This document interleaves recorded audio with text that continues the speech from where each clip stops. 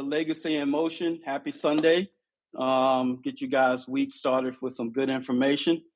I'm Lonnie. I'm Greg. All right, guys. So I'm glad you guys tuning in right now. We got some really great information. I know we didn't go live last week, but we was trying to, we had a lot of things going on at the time. We got businesses also, so we got a little bit of sidetrack, but we're back here with some good information, and we're gonna do a couple of recaps of what we did on the last podcast, which we did. We was talking about supply and demand, why understanding the market, and just that's you should be you guys' first step is when you're doing supply and demand, just pretty much understanding your market. What are you trying to do? What are you trying to pursue in your entrepreneur journey?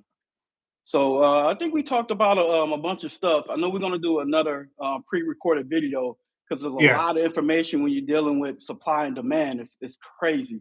So we're going to touch on it just a little bit, Yeah. and then we're going to jump right into the what we're talking about tonight. All right. So what we talked about was supply and demand, pretty much becoming the supplier and having demand for your product or services or anything that you're trying to do in your entrepreneur journey. So it could be anything, like if you're selling some paper, it could be the best paper in the world, but how can you actually say that's the best paper in the world and why you want people to buy from you? Oh yeah. So And when you're thinking of supply, you always want to think of what you have to offer or what you offer. So mainly, it's the capability, the product, service, the solution you create. So that is your supply and how you get after that. You create your own control. So when you create your control, you have total power over what you're doing and how you want to get after your own supply.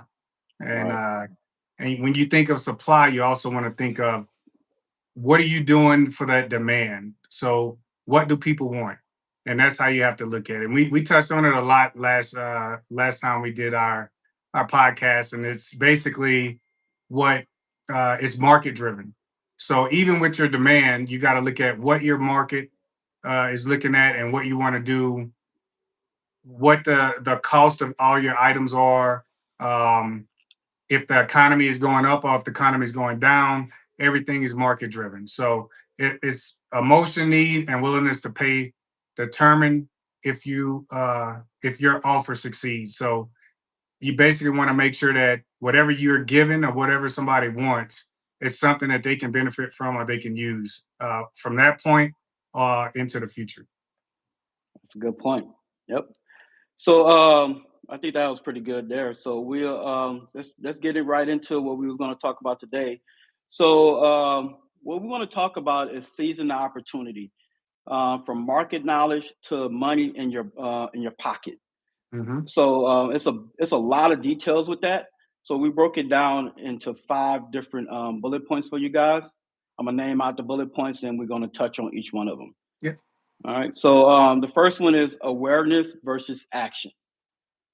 Mindset. Mindset matters. Finding your edge, creating demand. Small win leads to legacy. Call to action slash audience engagement. Mm-hmm. So, Yeah. So that's some good points, especially when you think of a business and you got to have awareness versus action. So what we'll hit on is kind of define it a little bit, give you a better meaning and understanding of what it is. Awareness, understanding, realizing, and recognizing something. That's awareness. Just simple terms is what's around you. I know a lot of times when my wife and I in the car, she's like, you need to make sure that you're aware of everything around you because you're uh, tunnel vision. So awareness, that's mainly simpler terms of awareness. So in business perspective, you got to think of knowing you need to start a business and realizing your finances, um, understanding the market. So for me, my business focus on 3D printing and developing whiskey decanters. My wife business is attached to my well 50-50. So she does vases and she does boards. So we have to know what the market is, what the market value of those specific items are, and then that's our awareness of focusing on that business Hmm. from a business perspective. Right. Um, and then you got anything for that one? Yeah. So I'm in the knowledge. I'm in the consulting and knowledge type business that I do. Right. So a lot of little thing. What I always think about is knowledge alone won't make you rich. Um, it will action is what turns into opportunity. So what I'm doing is my action from my knowledge courses and stuff that I have. I'm doing a podcast, doing things like a lot of social media, giving people little bits of snippet of certain things that I'm into and what I have knowledge on. Um, and try to create opportunity for people to Yeah. be successful, pretty much, and examples of that too is you got to act on it too. So you Oh get yeah. that information, you got to act on it. That's an action, acting on the information that you receive. A lot of people they get the information and they actually just sit on it, or they'll get all the way up to the point where they have everything ready to go, the business plan, have all the products, and just totally stop what they're doing. So, being aware of what you want to do, having a passion for it, and creating an action to get to that next level. Oh yeah, and like Lionel was saying, create having an action. So you got to think of it from a person that's seasoned already into a business compared to a person that is starting a business. So when you think of action, you got to think of what do I need to do to start the business? I need to file my LLC. I need to get my EIN number. I need to buy my equipment and have supplies. I need to post my products online, create an online store, have a site, engaging with customers. Or if you don't have customers, be able to articulate what you actually want to do with your business. And when your business is established, you're able to sit down and say, this is my business. This is what I want to do. This is where I'm at. These are the things I'm selling. So you're creating um, a cloud to where you can say, here's my business cards, or these are the things I'm doing. That person is now going to start to follow you online and then say, hey, there's some products that I know somebody has. And it creates a word of mouth, it creates marketing, and it creates action. Right. And don't over analyze it. Don't over analyze it, because what's that's going to happen is going to cause you to be in one section. You're going to over plan. And the best way to stop from doing that is to get a book and write your things down step by step on what you need to do. Once that step is done, you check it off and you go to the next step. So that's going to Yes. stop. It's going to create more action and stop you from being in that limbo of planning and not actually um, having an action plan to get it done. Right. So yeah, I can say that because I do that all the time. Like, Yeah. I will overanalyze something and plan it, and I got into the thing where you get really stressed out. You get really not confident enough to go forward with it because you're thinking about everything else. But just go ahead and do it. You rather fail than not do it at all. Oh yeah. And so Definitely. that talks about the next thing. Mindset matters. Mindset matters. Oh yeah.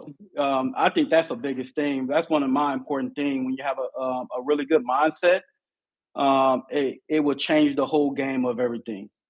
Oh yeah. And when some people say having the right mindset, it takes you from the way you were brought up into everyday life. Having a mindset to do something positive, having a mindset to accomplish a task when you have multiple tasks. So um, to think on a definition term, it's means the way you think, directly influence, um, or the way you perform. So that's your mind over matter. If you think of sports comparable to business, those players have a mindset that they gotta accomplish every Sunday. They gotta accomplish a certain task, and that's to win, and that's your mindset. So mindset is in business. It's not just motivation. It shapes everything. It shapes the culture. It shapes the behavior. It has long term outcomes to what you're doing in everyday life. Right, right. That mean that overcome that fear of Mhm. failure and fear of the success. It's a good quote. That's it. That's it. Should put that on a T-shirt. Oh yeah. Oh yeah. Definitely. Definitely. So. And that's another thing too. Building the money mindset. That's what we'll call it. Building the money mindset. Hmm. Just having uh, a drive. What is your drive? What is your drive to be successful as an entrepreneur? Because it's not easy. So mine is my success for my family, everybody around me, and also to have a little bit of money in my pocket to do more things. So you got to have that motivation, Oh you yeah. know. And So I'm pretty much the same way. I think first of what we got to do to give something back to family first, and hmm that's the way I think about it.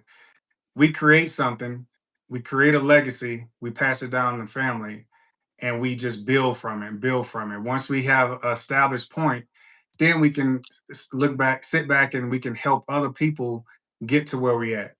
So right. you're creating a legacy is just like in our title, it's a legacy. So you're hmm creating that no matter if it's family or not. It can be anybody that's outside of that family you're creating something for. So Right. yeah.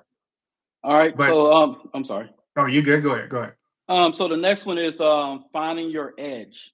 You want to touch Mhm. on that real quick, Greg, and I'll follow through with it Oh yeah. if you want. So I know for me, finding my edge is you got to find something you like to do. So when you think of finding your edge, it's think of three things with finding your edge. What you're good at, what you love, and what creates what create value to others. So that's how you got to find your edge. And sometimes people say, "Oh, your own edge." Sometimes it's just the nervousness, a person just anxious to do something, don't know what they're doing yet. But when you find that whole piece, um, it's almost like having a balloon with water, and then Mm, you pop that balloon. When you pop that balloon, everything comes out. So it's not the edge that you're at that point. Is not you being nervous. Is that you now have everything that is so full that you know exactly what you want to do with your business, and you mm, found your edge at that point. So right. if you think about some of the things with finding your edge is in the business perspective, it's and I wrote some points down just so we can give you true fact points. um, Having discipline, having if you have more than one person, you have those skills to lead those individuals or that team, um, and having creativity. Finding your edge also helps you stand out in the market, and it attract customers. Mm, So yeah. that's a good one. So what I like to do is identify my personal strengths and my skill set. Hmm. So depending on what I'm doing in business, because some people they'll do something and they're not really good at, or they struggling at it. So Yeah. if it's so always identify your strengths first, Hmm. and then identify your skills and find something where it match what you like to do and passion, because you Oh always got yeah. to have a passion to do something. And that's how I think personally that's how you can be successful in anything that you actually do. And because it's going to be competitive, and that make you have a competitive advantage over everybody else that's doing the Oh same yeah. exact thing that you're doing. Oh Because there's yeah. millions of Definitely. people got the same idea that you have, but like I said, what make your passion or your skill or your what are you trying to do as an entrepreneur better than everybody else? Oh yeah. And that's when you get into leveraging your network, leveraging your network. So um, being an entrepreneur, you got to have a network of people to branch out to get to certain markets that you're trying to sell to. And that's Mm-hmm. when you can use tools like I'm gonna throw a couple of tools out there that I use. Google Trends. If you guys have a pencil and paper, write it down. Okay, so Google Trends. Of course, you can use ChatGPT. So I would say use ChatGPT first, and then use Google Trends, and find out because with Google Trends you can type in a certain a niche, and you can figure out where that niche in the world, in the region, and part of the United States, anywhere where it's more popular. Then you can find your competitors who's doing the same thing. You do your research on your competitors and see what they have and what they Mm-hmm. don't have. Whatever they don't have, you try to make it part of your plan that you can make and figure out a better way to present it to your customers or your clients. Oh yeah, that's some good points. Very Hmm. good points, especially having those platforms and looking at uh, other sources and ways to get the data you need to be able to look across platforms and look across each business and Hmm. say what is best for me. Do your So research. Do your doing your research. research, Do yeah, your and you research. might So. find some of those uh, Google Notes or Chat GPT, or if you're into creating art, ideogram, some of those things might not work for you because of the uh, complexity of it. So you just have to look at what makes sense to you, what's easier for you to start out, and then you can expand. And once you start expanding and looking into it, you're going to see that a whole lot of companies are using that same stuff, and you don't want to jump right into it, what somebody else is doing, but you want to be able to look across and say, now I can use these platforms to create my own products and create my own way forward for my own business. Hmm. Right. Right. So let's jump into creating a demand. That's Hmm. so we were just talking about just now, looking at Hmm. your competitors. I'm sorry, Yeah. looking at your competitors and figuring out what they don't have or what you can make better of what they already have. That's what we call and created the demand for it. You Oh know, yeah. you putting yourself in a different box of um, if you're selling like an iPhone charger or something like that. Yeah. Every iPhone charger that you see is a certain type of iPhone charger, but what can make yours better? A lot of them break Oh all the yeah. time. So how you might want to create a one that's durable, and that's going to sell, that's going to beat out most of your competitors with the iPhone charger. And you can do certain colors. It's always about the color scheme, how it looks, how it got to look durable. It got to Yeah. look, it got to have all these elements in there for you to create a demand. Oh yeah. Hmm. And when you create demand, you once again, business is all about research. Mm, Research creates demand. So when you're looking at a product and you say, "Oh, I wouldn't mind creating that product," but then you have to start looking at different sites. What's the trends on TikTok? Or you can go to Google Trends and just see what is selling, what is the economy buying at that point for cost. For instance, I got this on my desk. I looked at mm, how do I create something to hold pins. So I looked at this and I said, well, I don't see any of this on somebody's desk. mm-hmm, So I 3D printed and do a couple things, couple changes to it, make it spring, make it be able to bounce, make it flexible, make it expand when stuff gets too tight in it, and that's how you start to create um, some of those things. mm, One thing you don't want to do is be a trend jumper. So you don't want to look at each one of those trends that people have and say, I'm going to do that. And you do the exact same thing.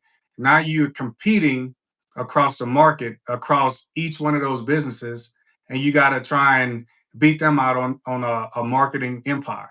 They mm-hmm, might have more money. So marketing is all about money also. So when you get into marketing and you say, well, I got this product, you might have $1,000, they might have $100,000. So they're gonna beat you out on sales, but just because of their marketing. Mm, yeah, Hmm. yeah. So this is a good bullet point here. Businesses that shape markets instead of following them. Businesses shape Yeah. markets instead of following them. Hmm. That's a really good point there. And also finding opportunities to and making opportunities. Finding Yeah. opportunities to making opportunities. Yeah. So And if you, oh, you I'm good? Go sorry. ahead. You good? I'm saying that pretty much meaning that you, like you said, the research. We keep harping on research. Research is the most important thing about this. When you create an option, when you're Hmm. you're becoming an entrepreneur on your entrepreneur journey, right? Finding opportunities to making opportunities, pretty much. You know, you trying to find a way to make money into something that's already happening. That's already probably somebody already think of. You're just making it better and presenting it in a way where people want to buy from you. Oh yeah. And when So you look at research, it saves you time and money because I think one of the episodes before I hit on I was creating a product, and that product I spent money, figured it wasn't gonna work, so I trashed it and I started all over, and I mm, wasted time on the initial piece of it, and then I wasted money because all those products that I purchased, I just kind of threw away because I knew after the research, it wasn't gonna be effective for the market that I was moving to. so you wasted like a little bit of money because you at first when you didn't do your research in the beginning, you just kind of That's just right. went for it without even. Yep. I did that And plenty of times. yeah, Yeah. sometimes you just jump in, and it's not bad because it's a learning curve too. So you when you jump in and you say, well, I spent this money, after the fact, when you do that research, you're not going to go back to that one. And it doesn't hurt to go back eventually just to see if the market is going to move towards it. And that's what's going to drive your income.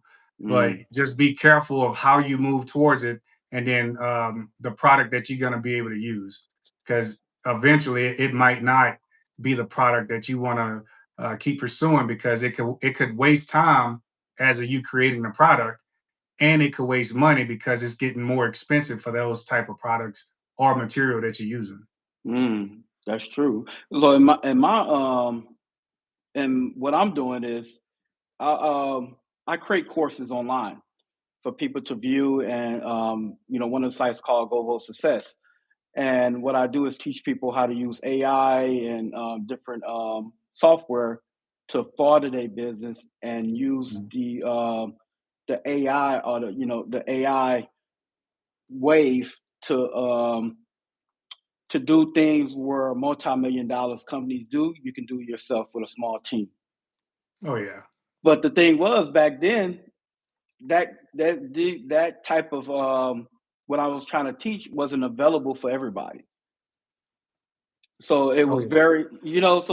very hard for me to present this course to the masses, and so I had to wait to, and that's one of your points you were saying. Sometimes you have a great idea, and I didn't do my research, not Hmm. realizing like, okay, this is a great course, but maybe it have to wait a little bit for the technology to catch up to what I'm trying to teach. So everybody have that access to the softwares that I created or I built myself. Yeah. So that was a good point on that one. And Mhm. No, to I'm line sorry. it in about the I just want to touch on it because a lot of the things that we're telling you is focused around AI, and it's AI heavy. So if you think about it, in the U.S. right now, the Fortune 500 companies, 78% of those companies use AI. And if you think of, well, how did they start using AI? Because we wasn't aware as people, knowing what year or when did it start, or we were just kind of behind the power curve because of not because we just didn't have the smarts to know. It's because everything was kind of kept from us as a technology piece.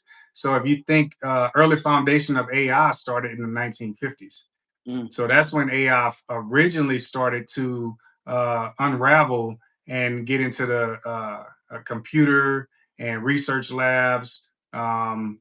A lot of it, if you look up DARPA funding, was one of them. How they started the AI stuff.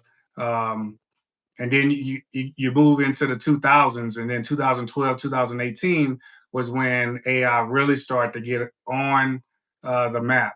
And now if you look at it, AI is becoming a functional priority for military, for government, for private contracting. And if you want to, that's macro. If you want to go micro, that's how kids are starting to use chat gpt, Grammarly, different AI platforms to complete courses or learn more about courses. mhm, And at a lower level, that's when they start. That's why they're starting to teach kids at first grade, second grade how to do coding. mm. So it's just a step. It's just keep on stepping and stepping, and it's getting more advanced. Right, and that's a good point. Right now, back then when AI first started, it couldn't even solve math problems at all. It only can Right. do the basic answering questions. Now is you can ask Chat GPT anything just about, and it will create that for you in a way where Right. you can just follow step by step. You can even print it out by PDF. But the Hmm. trick to that, though, and I tell people this all the time, and one of my modules in my course, it's a way that you talk to it, the way that you put the prompts in to give you the right information. Because sometimes when you put a certain prompt in it, it gives you something else. But if you put the correct prompt in it, it gives you the correct information. Because Yeah. pretty much ChatGPT is grabbing information from the internet. Back in the days when everybody using Wikipedia, so Wikipedia is one of those sites where anybody Yeah. can go on there and put information on there based on what it is, right? Hmm. So you got to be careful on what you put on ChatGPT. You got to do. You can use ChatGPT to do most of your research, but you got to put in the legwork too and actually go into competitive websites and look at it and compare the notes what you have with ChatGPT and what you have, and then you formulate your own um, marketing plan or your own business plan on what you're trying to do or what you're trying to pursue in your business journey. Oh yeah. So let's get into small win leads to legacy. Small wins leads to legacy. How you feel Yeah. about that? So small wins is good for me because I Yeah. always look at things from a bigger perspective. I say, well, I got to win no matter what. And Mm, if it takes me staying up 2 days to try and accomplish something, or get to my end results, yeah. that's how I was thinking at first. Yeah. But my mind was stronger than my body, and I just couldn't. Demand level wasn't there for my body. Right. So Right. right. So small wins, you got to take baby steps, Right. micro steps. So you want to I would say for a small win, you say, what is a small win? I started my LLC. Small win. Hmm. Now I'm looking at what my business objectives, my goals, um, anything I want to do. Small win. You Hmm. make your first product, small win. You get that first chunk of money, small win. So the small wins is going to lead you to bigger wins, which is in return is going to lead you to a more productive state and a bigger legacy in your business. Right. And the reason why I was laughing because you know me, Greg. Like I will Hmm. pull all nighters, and when some people's like, that quote back in the days of vampire life or no days off or don't get no sleep because I'm winning or something like that, Oh right? yeah, yeah, I'm about that life. I will stay yeah. up. I will stay up 2 days straight and go straight to wherever I gotta go, Oh and yeah. you would not know that. Like last night, I stayed up to like 6 in the morning took a, Oh yeah. just like you took like, well, you called me and like you was already up about 6, 7 in the morning. We Yeah. don't recommend doing that. Okay, No. that's just us. We've been doing that for years. The best way to do it, and I'm gonna explain why. Your mind, and when your body is tired, you're not gonna function correctly. You're not gonna be able to do the things that if you got this plan or you got that plan, it's gonna mess up your whole day. Hmm. That's what we mean by small wins. So what you can do with that, if you look at my side here in the back, I write a to do list every day. So Hmm. small wins is doing one or two, three, or three things a day, Hmm. throughout the week. So by the weekend, you're just planning, or on Sunday, you just plan for the whole week on what you need to do. Yep. If you work full time, then you could do one or two things. Small win. It don't matter if Hmm. you just post 3 times a day or you create your posts. Even with AI now, it make it easy. You can create 3 posts. You can do 20 posts, and you can create that on a Saturday, polish it up, and you can schedule it for your whole week. That's a small win for your whole Hmm. week. Okay. Um, Anything that it make it easy for you to grab that small win. You don't necessarily have to stay up super late to do it. If you choose Yep. to, make sure that you have a balance. Hmm. Don't just kill yourself, because it will hurt you in the long run, and it will cause more stress and more like, oh, I got to get this done, and then you're gonna break down and just stop doing it completely, Yeah. and So you don't want that to happen. Mhm. oh yeah, and Lonnie is definitely correct, and do those one to three things a week.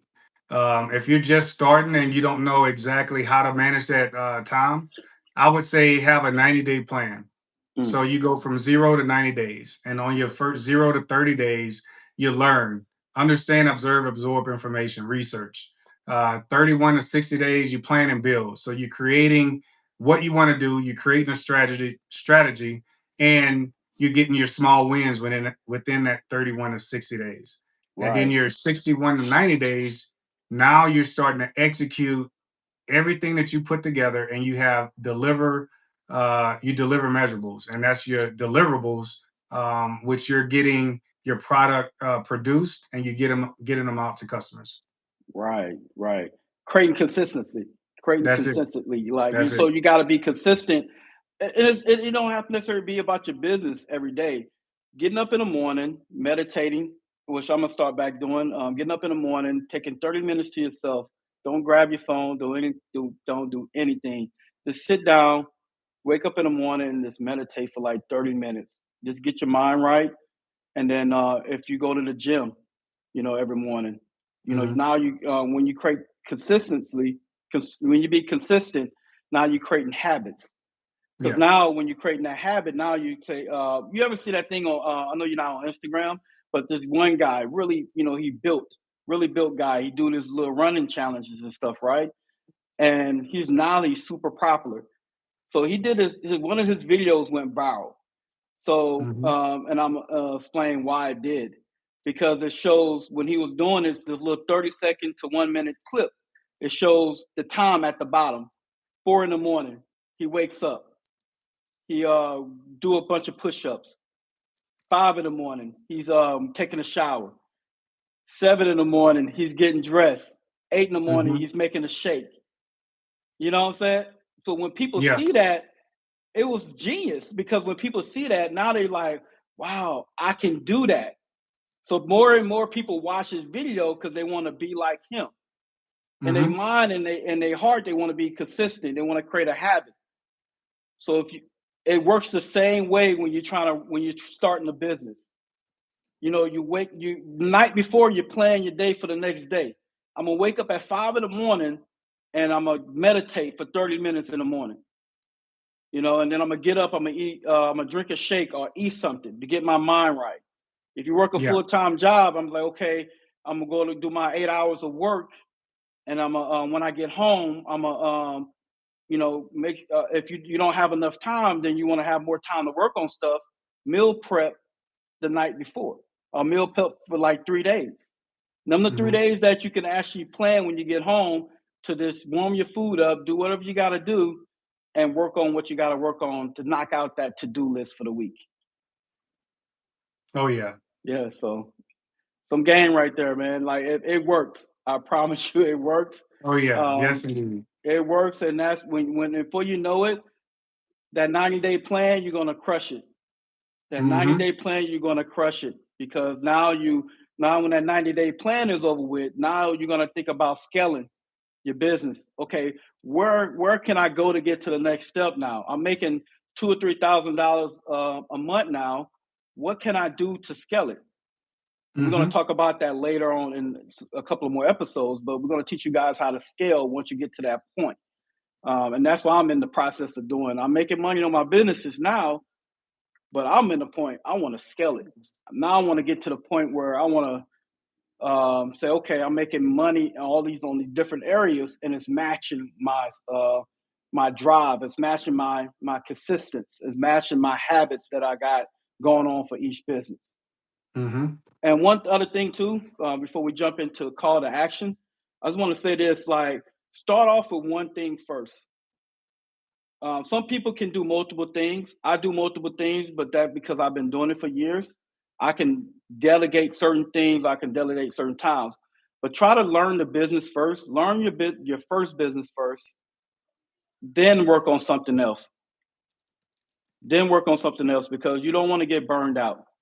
It's going to burn you out when you're doing multiple projects at one time. I'm used to Oh yeah. that, because of the years, and some of my business is already up and running. I'm just in the process of scaling, so I can Mm-hmm. create more businesses to actually complement of what I'm doing now.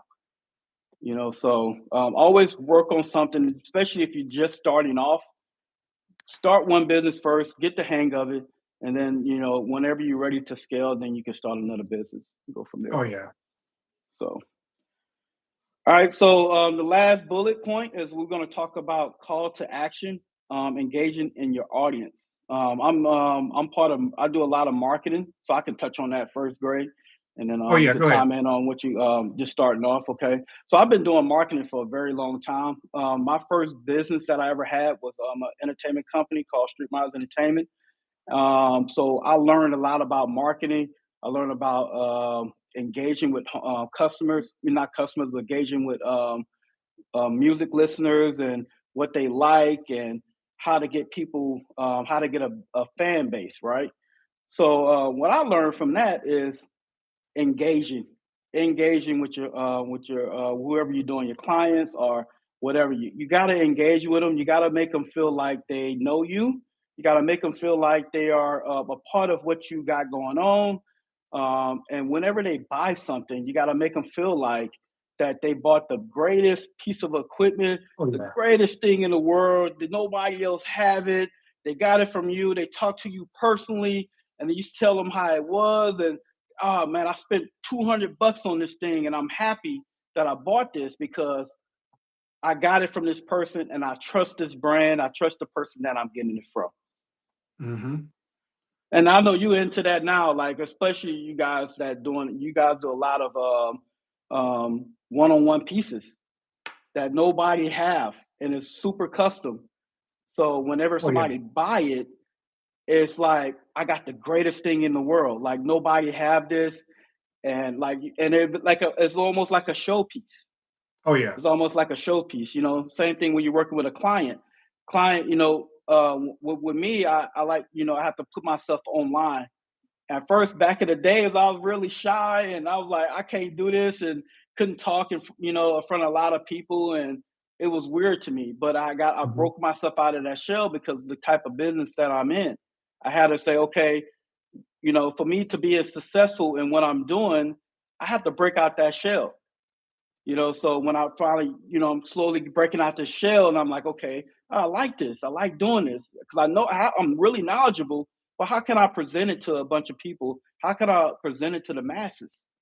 That was Yeah. my thing. So that's another thing about engaging with your audience. Let them know who you are. Let them know what you do. Let them know your product, your services that you provide, and make them feel comfortable. Make them feel like a part of something. Make them feel like they can reach out to you when they have a question about your product or about anything that you're selling. That's a Hmm. big part of being about an entrepreneur too. So Oh yeah. yeah. And like Lonnie was saying, it's when you're engaging with those customers. So some of the things that you want to do when you're explaining and engaging, and you have the audience engagement, is share your real stories, share your Mhm. struggles. When you're talking to someone about your business, you don't want to tell them everything is positive, because it's not positive. You're creating a false impression of what your business is. Right. So you want to tell them, I had these hard times. I had to create this. I had to start over. That's the things they want to hear, because now you're pulling them in and saying this is a real business. And if you look at some of the businesses on TV, or some people on TV that's kind of advertising their business, everything is positive. You see nothing wrong. If you go in Walmart and you see ketchup, everybody, every ketchup commercial, people's buying ketchup. Mhm. Ketchup can't be wrong. You go in another store, ketchup can't be wrong. But then it's, does everybody use ketchup? Does the person that started ketchup, did he have all these perfect ingredients every single time? He didn't. So that's how you got to look at it. Engage, share your stories, uh, show that you are the human behind the voice when you're creating your product. So when you Mhm. create your product, you want to be able to articulate exactly what you're doing, like I said before. So you're the voice behind the power of that business. And that's Right. what that's what you want to be. Show your doable wins when you're doing that. Right. The most successful, like when people doing like arts and crafts, or doing hair or something like that, they showed it from the Mhm. beginning how the person hair was, Yeah, and they show it at the end. So everybody said, "Oh man, look at this woman hair was crazy." Or barbers, right? Especially barbers, when you go in a barber shop and make when you all spraggly up and your beard is all over the place. Then you go and you got your barber that you go to, and he comes in and he do a video and he shapes you up. And people see that online. They look. First thing I would do, I'm like, "Man, what is barber from? Oh man, yeah, he's dope. I'm gonna go to him because just from that visual of looking at him, making that person look good, and I know that this the expression of his client, how he felt after he got the haircut. I want to feel that way. yeah, Same thing when you're selling a product. Same thing when you're selling when you have clients. You got to make them feel good. You got to make them feel. You got to be more personable when you're doing yeah. this type of thing, and them the best and more that them the successful businesses because they put Hmm. their stuff out there. They show people the grind. They show the just like you said, Greg, the bad points and the good points. People Yeah, love that. They love that. So um yeah. And to invite you. think of some examples, I'm sorry, think of No, some no, you good. examples of what Lonnie was saying was Apple. Um, and Steve Jobs was one of the everybody loves Apple. Everybody loves the either your iPhone or Microsoft.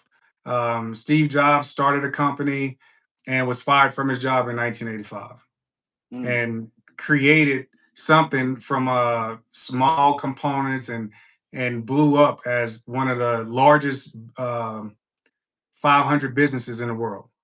right. So that's an example. Disney is one, Netflix, Starbucks, all of those companies started out, and even with Starbucks, everybody drinks Starbucks now. But when he first started, it was over 200 people when he had one store said, "I hate your coffee." Mm, Now you right. have maybe 2 million people that's saying, "I love your coffee." Right. It's just creating and trial and error, and just doing. Right. I want to touch on something. I know some people want to know how to engage in your customers. I want to Hmm. touch on that briefly. To way to do that. Back in the day, I'll take a couple of steps back. Back in the days, what they used to do. You remember back, they used to have them old salesmen. They go door to door. They have the old Yeah, Tupperware. yeah, yeah, They made millions of dollars because they didn't have social media. They didn't have social media. They had like newspapers and news channels was big back then. When you get your yeah, commercial on a news channel on the radio, you're big. Now it's so much right now. If you look now in the 2025, it's not that way. The best way to do this to engage with your customers, I would personally say TikTok, Instagram. and Facebook. Yeah. If you utilize those three things, I think you'll do good. Mainly TikTok, because right now people attention span is so low. No, not trying to throw any shade, but like 30 seconds to Yeah. get to grab somebody attention. So you ever seen those like baby things online and stuff? These little baby commercials, little babies talking, and they talking about their parents and stuff. My mom, she look at that all Mm-hmm. day. So getting back to the research, if you launching your business, look at don't go towards the trend too much, but kind of use that trend to promote your business. For instance, doing a baby commercial to market your product on TikTok, on Yeah. YouTube Shorts and stuff like that. That's going to grab somebody's attention to click on that link that you want them to click on to see what you're trying to sell, or what kind of services you're trying to provide. Oh So yeah. always do and we're going back to I'm gonna harp on this. Do your Yeah. research. Research. Do your Research. research. Think Research. outside the Research. box. Yes, think outside the box, but make yourself presentable to the world by thinking outside the box. Use what they already doing on TikTok, but make it your own and promote it in a way to get people to click on your site. That's your main goal. If somebody to click on the site, I'm gonna throw one more last jewel before we hop off. So when somebody click on your website, this is how the algorithm works. When somebody click on your website, well, not even your website. When somebody click on your TikTok, your YouTube short, your Facebook post, right? Soon somebody click on that. Um, the best thing to do is when you start, you start getting into marketing your product. You want to create posts. That's why we said 3 to 4 posts a day, whatever you can, at least one post a day. Then behind that, you want to do, you want to create an ad. So when somebody click on your post, they're going to start seeing your advertisement all the time, all the Mm-hmm. time. So the amount of time that you post and you're running the ad at the same time, they're going to keep seeing it. So they're gonna be like, man, who is this dude? Oh, he got a funny commercial. Oh, look at this baby here. Oh, keep clicking on it, and it's gonna play in their mind. Oh, this course is only $24. Oh, Mm-hmm. this 3D print of a pen thing here is only $50. Man, that looks pretty cool. Man, he got it. It's like I remember this commercial. It's pretty Yeah. cool commercial here. They keep clicking on it, and you're posting every day. So whenever they wake up in the morning, they keep seeing the same thing. Guess what? You just They're got gonna a buy it. customer. Yeah. You just got a Yeah. customer. So that's the Yeah. 3-2-1 rule. Three Mm-hmm. posts. You can do, I'll say 2 stories and 1 ad. Yeah. Three posts. I'm sorry, 3 posts, 2 stories or shorts or whatever, and 1 advertisement. Yeah. That should be your marketing plan when you're starting off. So Oh yeah. thank me Good later. points. Good points. Good points. Definitely Thank me good later. points. Definitely good points. All right. But I think it was really good today. We do Yeah. some we do a couple of jewels out there today for you guys. Just a couple. But if you didn't make it, that's okay. We're gonna edit it and we're gonna put it on the web for you guys to go back and replay it. And just to let guys know the status on the website. We're just trying to put the last remaining pieces together to make sure that you guys get the best experience on the website. Yeah. So when we talking, we'll be able to give y'all some really good information. You guys will be able to talk to me and Greg personally on any questions you guys got about business, about how to market, about how to anything that you guys got. If we don't know it, we'll research it because we got the means to do that. We've been doing it for so long, so we'll find that information for you guys. Because every state is different on how Oh they, yeah. LLCs and how all this other stuff work. That's perfectly fine. We're here for you guys. But like we do at the every end of our podcast, we like to give you guys some a motivational quote for the week. I'm sorry. The one I pick and the one I like that kind of stuck with me is don't wait for the perfect moment. Take the moment and make it perfect. Mm-hmm. Don't wait for the perfect moment. Take the moment and make it perfect. I love Yeah. that one. So, Oh yeah. all right, guys. We'll see you guys next Sunday. Look for a pre-post, a pre-video, pre-recorded video for the supply and Supply demand and demand. second portion because we want to kind of Mhm. break that down a little bit more for you guys because we feel like that's really important. Also, especially when you starting, getting into the part of when you're trying to market and what we're talking about today. So. But all right, guys, I'm Lonnie. I'm Greg. All right, thanks for tuning in to Legacy in Motion, guys. We'll see you guys next week.